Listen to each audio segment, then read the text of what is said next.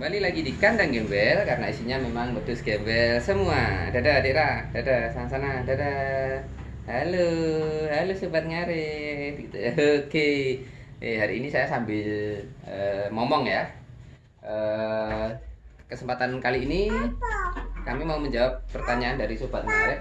Oh, itu tuh embek. Menjawab pertanyaan dari sobat ngarit, yaitu tentang apakah bisa membeli kambing atau domba bunting itu bisa buntung ya. Karena memang banyak terjadi kasus ya yang kurang lebihnya memang merugikan pembeli. Oke, sebelum kita lanjutkan, kita bahas tentang membeli kambing bunting atau domba bunting. Untuk sobat ngarit yang belum berlangganan video-video dari kandang gembel, silahkan klik tombol subscribe. Serta kalau sobat ngarit punya pertanyaan yang lain, bisa ditulis di kolom komentar sehingga kami bisa menjawabnya. Oke.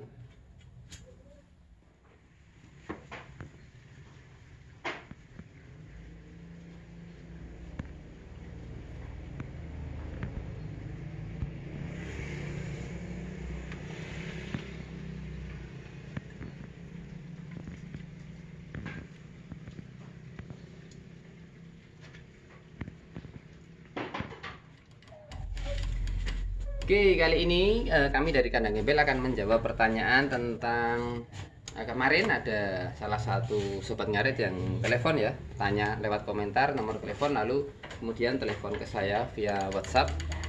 Apakah membeli kambing bunting itu berbahaya atau domba bunting itu berbahaya atau beresiko ya? Kurang lebihnya pertanyaannya seperti itu. Menjawab pertanyaan tersebut, apakah membeli domba bunting itu beresiko? Jawabannya memang ya. Tapi bisa ya dan bisa tidak, yaitu membeli domba bunting atau kambing bunting itu memiliki resiko kelahiran prematur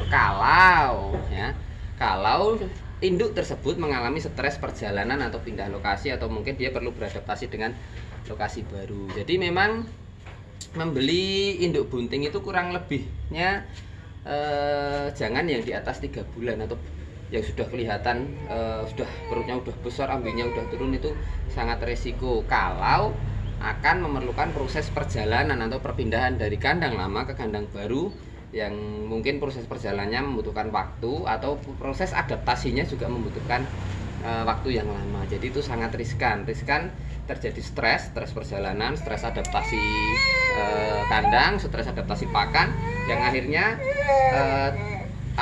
si cempet yang belum saatnya untuk keluar itu akan sudah lahir ya, atau bisa kita sering sebut dengan istilah lahir prematur. Nah, terus bagaimana? Padahal katanya membeli domba bunting atau kambing bunting yang sudah siap untuk beranak itu lebih menguntungkan ya, selama tidak terjadi stres, tidak terjadi lahir prematur, pastinya itu menjadi suatu keuntungan tersendiri dengan harga yang kurang lebihnya hanya terjadi kenaikan sedikit, tapi kita rawat hanya beberapa hari atau beberapa minggu atau bahkan beberapa hari saja sudah beranak. Apalagi kalau beranak jantan dua, itu sudah sangat menguntungkan sekali. Tetapi perlu diperhatikan ya, untuk membeli domba bunting itu yang usia kebuntingannya di atas 3 bulan memang sangat beresiko ya. Sudah banyak pengalaman ya, termasuk saya sendiri sudah pernah mengalami, teman-teman saya udah pernah mengalami. Ada teman saya yang membeli lebih dari 12 ekor itu udah bunting tua semua.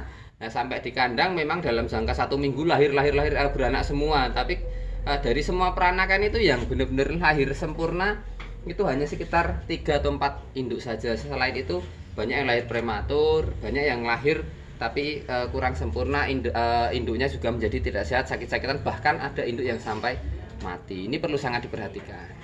Lalu bagaimana kalau kita mau membeli induk bunting? Kita pilih yang bagaimana? Membeli induk bunting, kita lihat dulu lokasi pembelian dari tempat kita ya. Perlu perhatikan dulu apakah lokasinya jauh, jadi nanti transportnya apakah memakan waktu yang bisa menyebabkan induk tersebut menjadi stres. Yang kedua, apakah perlu beradaptasi pakan di tempat asal dengan pakan di tempat barunya, apakah sama atau perlu adaptasi? Ini juga bisa menjadikan stres ya. Ini memang sangat berpengaruh. Dan berikutnya adalah bentuk kandang. Apakah sistem kandang di tempat lama dengan sistem kandang di tempat baru itu juga perlu adaptasi. Ini 3 hal yang sangat perlu diperhatikan, yang akan membuat indukan bisa menjadi stres. Kalau memang 3 hal ini memenuhi persyaratan, ya, lokasinya dekat, kandangnya kurang lebih strukturnya sama, pakannya kurang lebih strukturnya sama, membeli domba bunting yang sudah di atas 3 bulan itu tidak terlalu beresiko. Tapi kalau 3 hal ini bermasalah, salah satunya lebih baik tidak mengambil yang bunting lebih di atas dari 3 bulan. Ini apa ini main ini? Rambut. Ditangkap. Nah, lalu kalau tidak mengambil yang seperti itu, opsinya kira-kira bagaimana ya? Opsi yang lain bagaimana Bang kalau kita mau membeli indukan, kalau paketnya memang tujuannya breeding ya. Kalau memang tujuannya breeding, sedangkan 3 hal tadi itu bertabrakan atau kurang lebihnya memang ada masalah pada 3 hal tersebut, jadi bisa memilih membeli induk bunting yang masih muda. Nah, pilihannya adalah induk bunting yang masih muda, karena induk bunting muda itu masih tahan stres, mungkin dipindah tempat itu juga nggak masalah ya. Cuma memang sedikit lebih lama sebelum beranak. Kelemahannya di situ. Harganya juga tidak begitu mahal, malah keuntungannya di situ. Harganya tidak begitu mahal, tidak seperti yang sudah bunting tua. Terus atau bahkan bisa lebih mahal lagi, tapi sudah pasti menjanjikan. Kalau saya paling senang adalah membeli, yang saya tulis di sini adalah membeli indukan bersama anaknya. Kalau belinya langsung ke petani, sering terjadi seperti itu. Jadi petani menjual induk bersama anaknya, apalagi kalau anaknya jantan 2, walaupun harganya agak mahal dikit, tapi kita paling nunggu 1-2 bulan saja sudah bisa jual anaknya dan untung. Ini loh.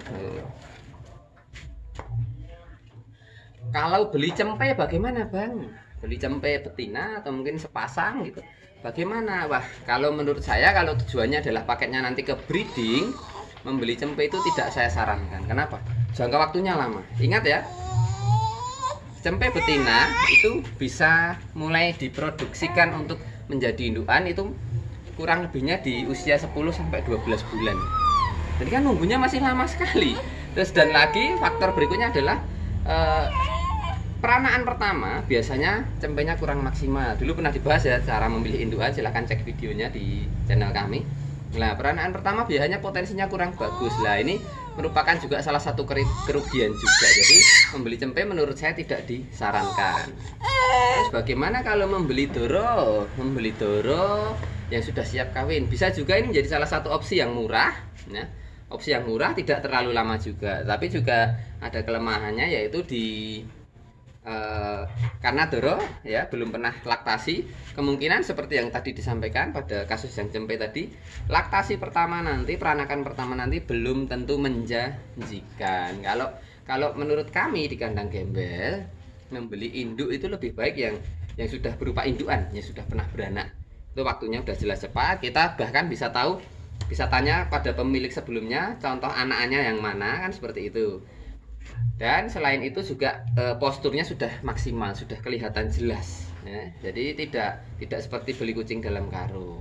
Nah, kalau memang punya dana berlebih, beli induk yang sudah bunting, tapi perhatikan jangan bunting tua atau bunting di atas 3 bulan.